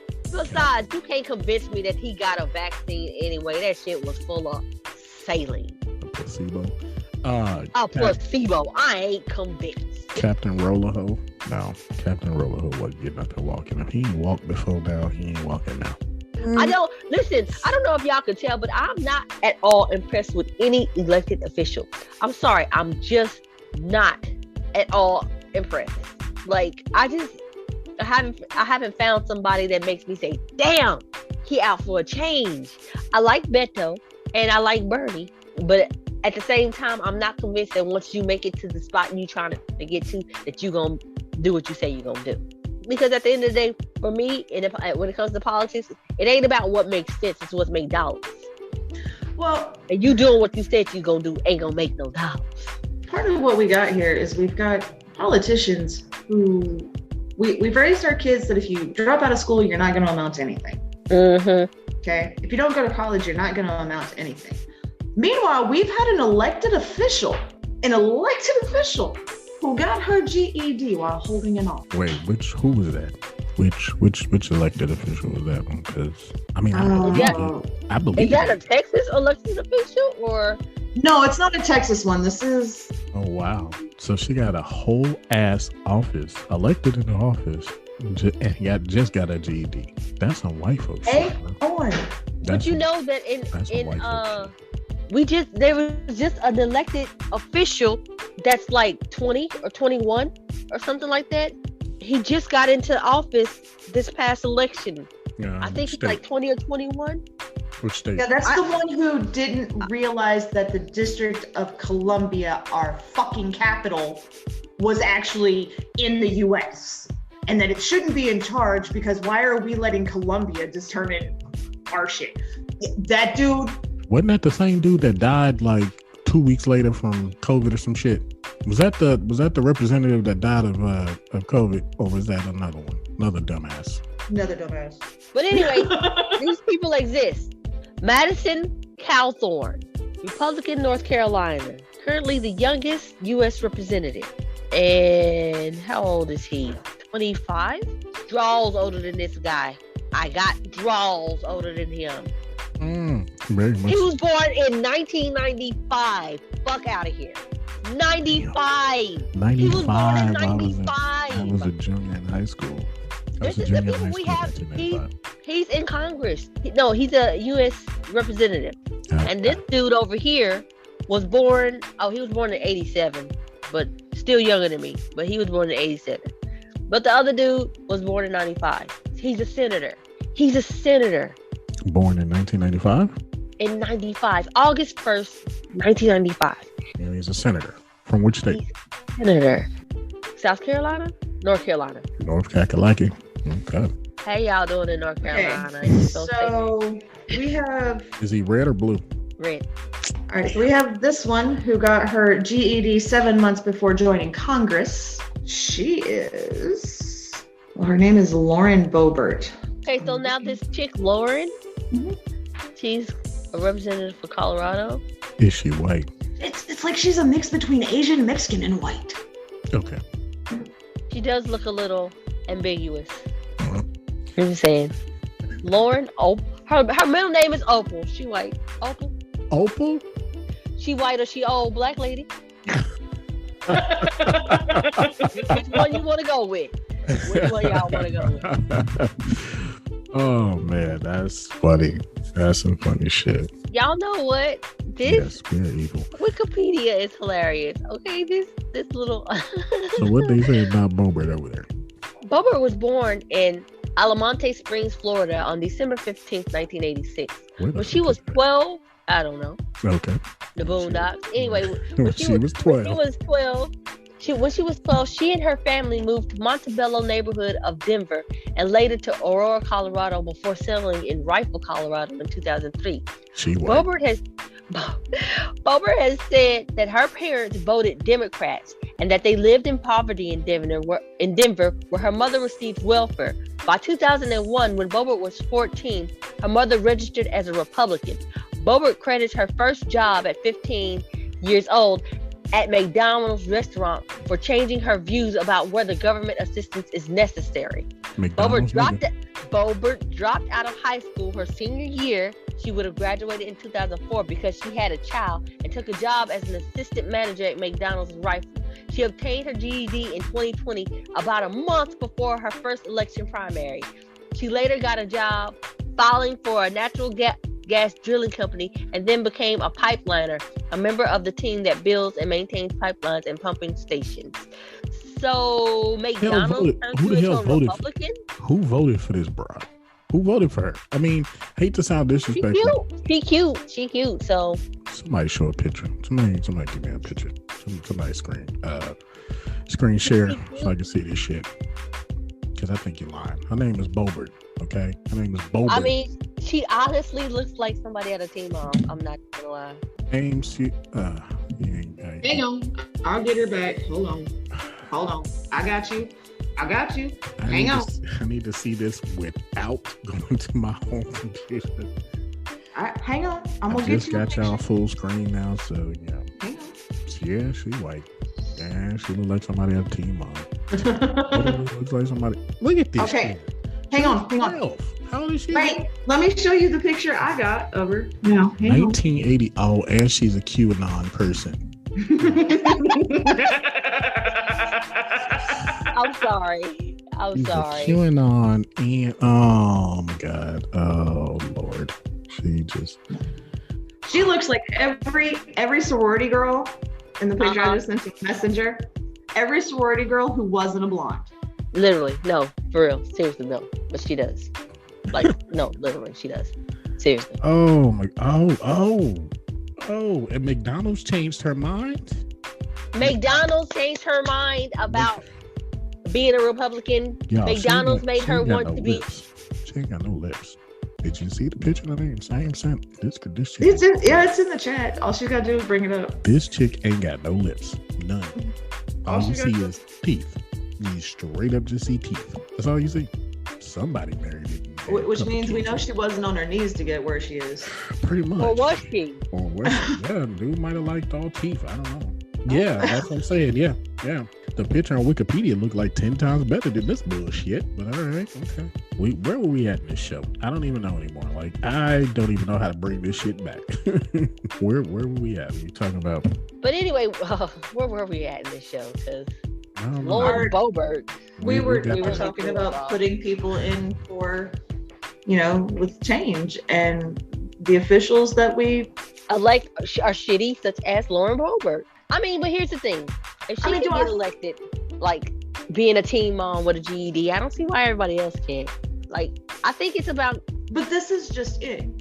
The people who should hold the offices, okay? Because what we have to remember as a nation is our government is supposed to be for the people, of the people. What we keep doing is taking 1% of these people and deciding that these are the people because we've got money. And to even attempt to run for an office, you have to have X amount of dollars. Mm-hmm. It's a betting game. So how she get her money and she ain't even graduated? Well, because apparently there's a big thing for no lip porn. Oh, I'm here. But I mean, It is what it is. yeah. Okay. Yeah, Okay. I mean, donations and all that good stuff, and like you said, she looks the part. She spoke the part, obviously, looking at her background. I mean, I don't fault her, and I applaud her for the amount of time that transpired between the time she dropped out and the time she got her GED. I do not fault her for that. I applaud her for that. Okay, do not get me wrong. Yeah. But Yeah. can you also have a little bit of a deeper education? I consider myself smart. Like, I'm not dumb, I don't But I'm not- understand. but I'm not going to run for an office. I would like to know what McDonald's did she work at, and who the fuck hurt her feelings at that McDonald's? Because obviously she was at a ghetto ass McDonald's, and they rammed her ass and told her some shit. And she was like, "Ooh, I can't do the welfare no more, and I'm not gonna ever do that. I'm done being a Democrat. I want to be a Republican." And this, what? Who the fuck hurt you? What did McDonald's do exactly to make you feel like? Led her to believe that someday she would make $15.55 an hour flipping burgers. Is that what it was? She became a manager. I don't know. Listen, anyway, And I mean, okay, good. You decided to get off welfare, but Right. why did that change? Why did that change your political party? The idea. that's all I'm asking. It's nothing wrong with you wanting to do better for yourself. There's nothing wrong with you saying, I don't want any government assistance, or I want to be off well. There's nothing wrong with that. But why did that affect you so much that you changed your political views? And were you even smart enough to have political views in the first place? Because sis, Well, and more importantly, why did you let what mom chose to register as determine what you were? I know plenty of households where mom's Republican, dad's Democrat, Junior's a liberal, and little miss is an anarchist. Oh, are we talking about what's her name? Carrie Ann? Is that her house? Carrie Ann? What's that chick name? Carrie Ann? Y'all know who I'm talking about. Carrie Ann. Her daughter be on Snapchat, and her husband is a Oh yeah, Lincoln Kellyanne, yeah. oh Kelly Ann. That used to be the spokesperson for Amy literally just described her household. yeah. I mean, That household is toxic as hell. I mean, Really toxic. my dad was a registered Democrat. I mean, for the longest time, he was at, Democratic things in Dallas. That was what dad did. Where did I stand on a political party line? I don't have one. I'm not, I'm not going to say I'm Republican and then vote pure Republican. I'm not going to say I'm Democrat and vote pure Democrat. Give me a candidate who speaks to what I feel and speaks to me on another level. That's who I'm voting for. I agree. I can't say that I can't sit up here and say that I fully agree with everything that Republicans say, or I fully agree with everything that Democrats say. I vote for who I like. I vote for who I feel is gonna do something for me and mine. Not even to be funny, but yeah, that's who I'm mostly worried about. But yeah, I agree with you. Long story short, I agree with you. I don't always vote one way and just, I don't understand. Damn, this is a whole nother show. But I'm just gonna put it out there and leave it out there. I don't understand how so many people can put their heart and faith and mind into a person for the simple fact of their political affiliation. At the end of the day, let me tell you something. Whether you're voting Democrat, Republican, liberal, independent, whoever you vote, Green Party, Weed Party, whatever, birthday party, whatever the fuck. Those are real things. Look them up. Those are real things. Look them up. Kanye was the birthday party candidate. Not even gonna lie. That's the name of his party, was birthday party. Kanye was the birthday party candidate. Anyway, no matter who you vote for, how do you put all of your faith into this one person and think that this person is going to do and change? And listen, people lie. And the thought that this person is going to change your whole entire life and being because you voted for him is stupid. I'm gonna need you to look in the mirror and look at your past relationships, because you put all your heart and faith and trust in this one and that one and this one and that one way over there. And who you got now? Nobody. My ass is still fucking single. So that's why I do not put my faith into all of one person to get a job. Oh, I'm gonna do this and this and this, and you do sound like my ex. Sound just like his ex. Show me something. Don't tell me what you're gonna do. Show me something. So here's my thing.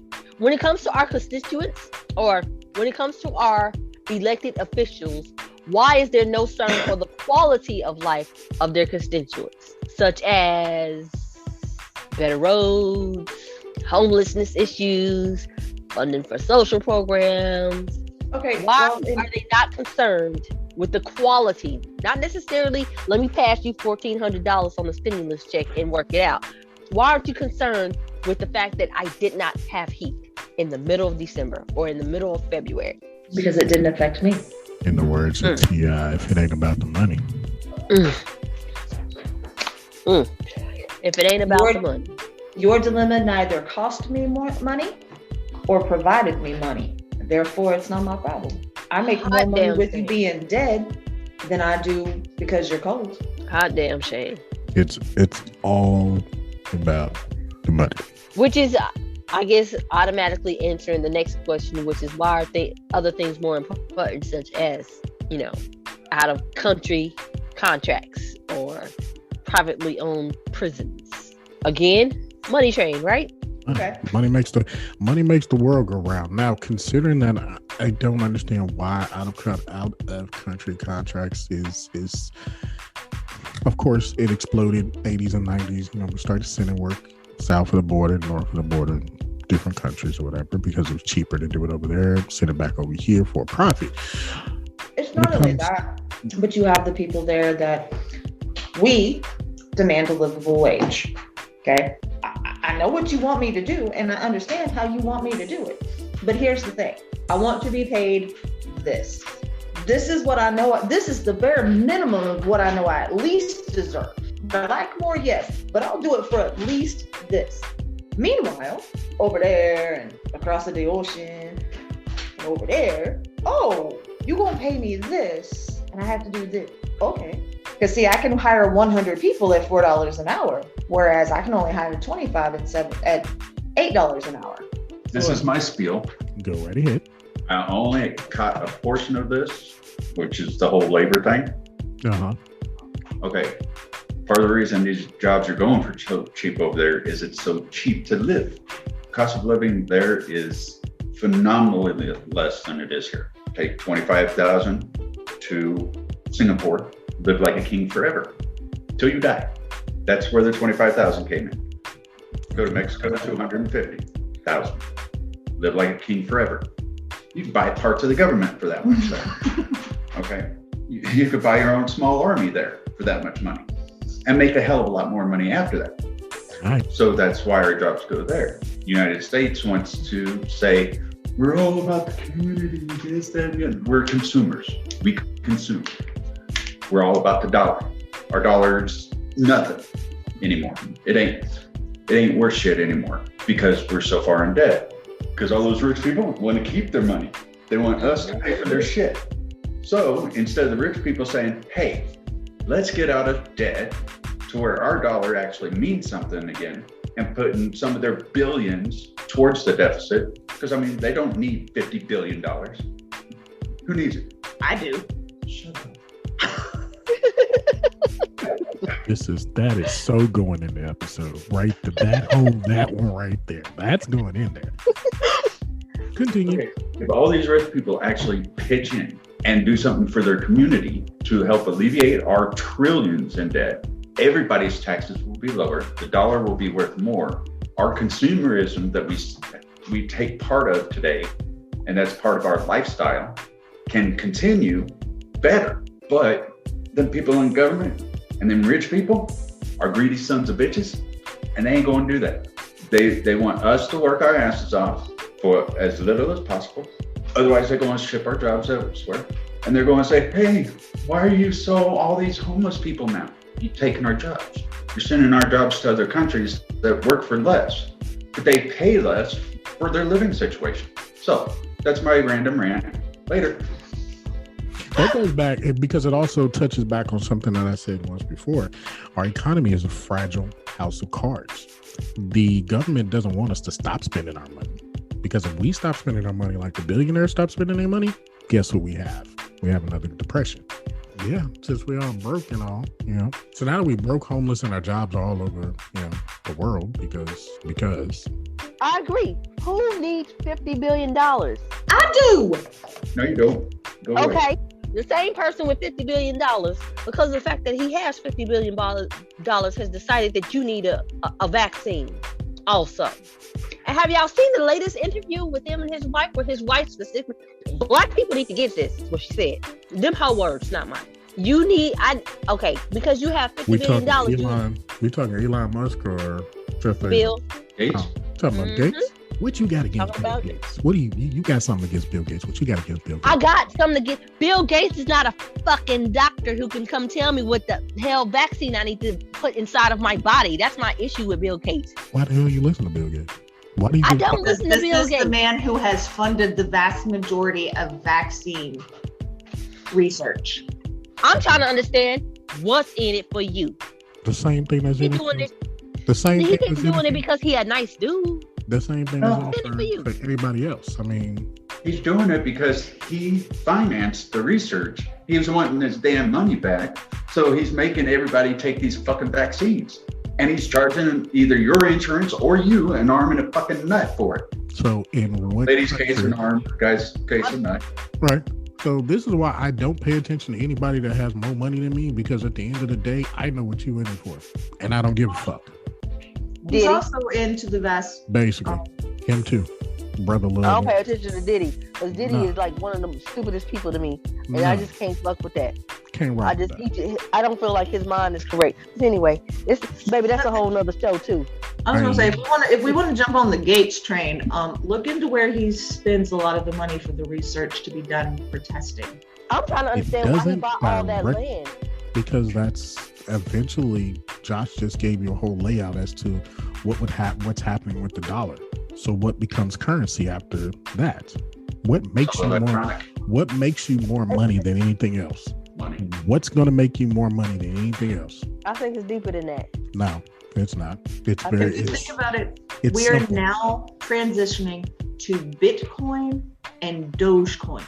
Yeah, but what is Virtual currency. That reminds me, I ain't checked on my Bitcoin today. what is one thing that everybody's going to need at some point in time? Food, water, Air. electricity. Land. You need 99% of that from land. So that's where your economy. That's how they're going to stay rich. That's how. Look, Jeff Bezos owns more land than people know he owns. He owns. well, here's the funny thing. Millions of acres. That's why his ass retired now. Exactly. In 2021, we left Jumanji and started playing Oregon Trail. Is that what we're on? Because I thought we were on level 2 of Jumanji. No, I was trying to see what's going on. No, we play in Oregon Trail. But yeah, no, we're not playing. We playing Oregon Trail. We was playing Jumanji last year. We playing Oregon Trail this year. I ain't even gonna lie. I'm tired of playing these games with people. Then what do you do? I'm too old for this. What do? You either change the game, or you still got to play the game. At least in Oregon Trail, you had a chance to survive as long as you had a skill. Where are we back at? We're back to what we need to do to be vigilant about voting and all of that good stuff. Okay. Be vigilant. No, what we need to do. It's what we need to do. Be vigilant about voting. It's part of what we need to do. Be vigilant about voting, especially in the local elections. This stuff is really hard because sometimes you really I'm one of those people that happens to be somewhat blessed with the gift of discernment, and sometimes it's like, okay, everybody is full of that bullshit. So how do you be vigilant when you know nobody is for you as far as voting? When you know these people is really not gonna.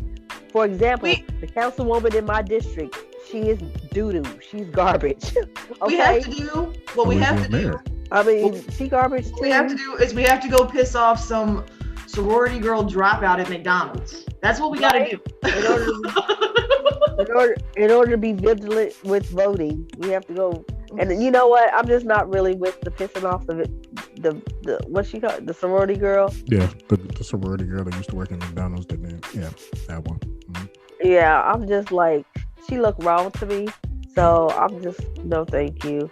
As it ran through raw is what I meant. She looks ran through. Like, I don't understand how she got to her spot the way she got to her spot from working at McDonald's. Working at McDonald's to hear Senate. Yeah, I mean that you definitely have to as we talked through this before we went on air, and as we were creating this episode, definitely gotta educate yourself and Yes. be willing to fight with your local officials. Be willing to be the one that steps up and steps out there and says and calls the BS from a mile away. If you don't call out the BS, they're gonna keep doing it. You know, And just with the educate yourself, do your own fucking research. Do not depend on somebody to come and tell you about somebody else. Well, Please. more Man, importantly, do please. deeper Please. research than TikTok. what you found on YouTube and TikTok. please, Yes, please. please. Do not do.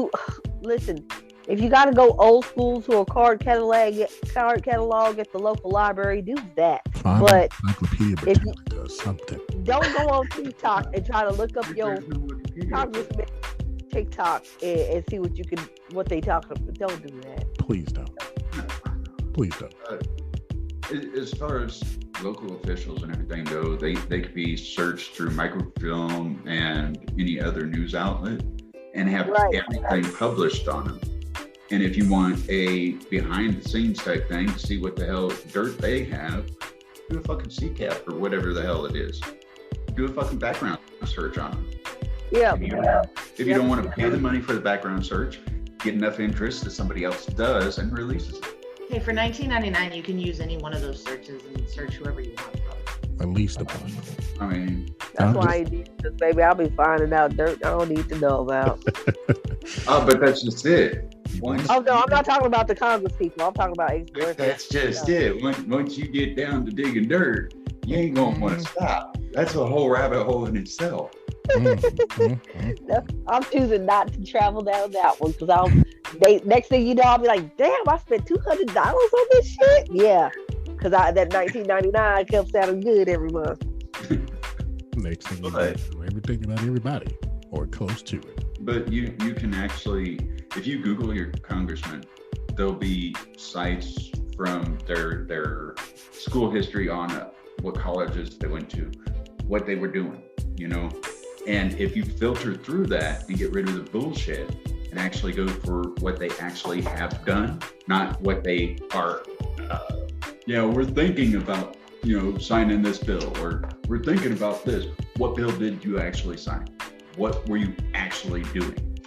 See, again, this is all bad for me because the first thing I'm looking up, Continue. I'm sorry. First thing you're looking up is if I was to get on here and look up my congressman, the first thing I'm going to is Skull and Bones. I'm just trying to see who was part of that. I just want to know. Skull and Bones itself did not actually exist. However, there were secret fraternities and clubs, gentlemen clubs for the Ivy Leaguers that did exist. they had scrippers. They had scribbles. He said gentlemen's club. I said they had scrippers. So they had strippers. Well, the Ivy Leaguers were always gentlemen, quote unquote, but they were only for their Ivy League peoples, their top 1%. And I hate using the 1% after the whole Dallas 1%er thing went out of hand and this, that, and the other years ago. But the whole thing is, it's actually like 3% of the population. To wrap this up, I would like to say that it is important that we are willing to fight for change. If you're going to sit there and complain and not do nothing, I'd rather you shut your pie hole. That sounds good. That's pretty much my sentiments exactly. Can I open it if there's pie? Only. Okay. Only. If you want to stand up for change, you also have to network yourself and everybody around you and get your community involved in that change. Absolutely. Because one person alone can't do it. Absolutely. If you're going to stand up for change, actually stand up and do something. Don't be all talk. And we're not talking dancing. We're talking make your stand. If you say, hey, we should do this, actually do it. Like we did with our podcast. You can catch us on Instagram, Facebook, Twitter, and even here recently, TikTok, the Xennials podcast. Except on Insta, where I do believe we are the Xennials pod. That is correct. And we are the Xennials podcast on Snapchat as well. We're also on we are also on Spotify, Apple, Google, Anchor, and you can email us if you really want to talk at xennialspodcast7270 @gmail.com. Say goodnight, Tora. Night, Nora.